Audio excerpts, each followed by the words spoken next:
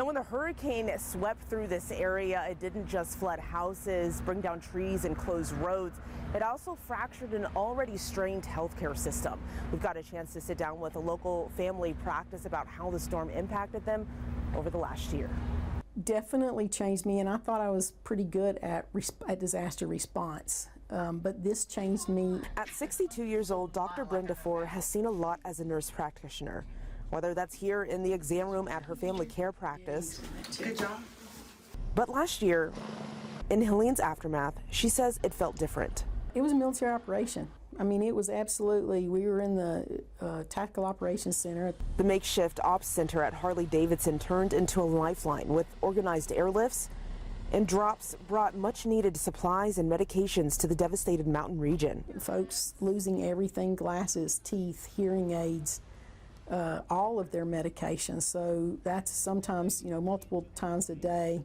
I know one lady, which you think is not that big a deal, but her glaucoma medicine, she's like, if I don't get this, I'm going to lose my sight. 1 year later, people in this area say these lingering conditions have left respiratory issues, skin irritation, and burns. Working our way through things that we didn't, allergies that were not existent prior to, and you flip the soil and now you got more allergies that are available to contaminate. And most of all, she says stress and trauma are fueling anxiety and depression. You're talking about your neighbor and friends that you watched drown or scream for help. I have patients who, they still hear that screaming, and any little bit of rain, they start to get excited, and some of them can't move back into their homes because it's just, they can't do it. The North Carolina Department of Health and Human Services says mental health is one of their main priorities in this last year of recovery,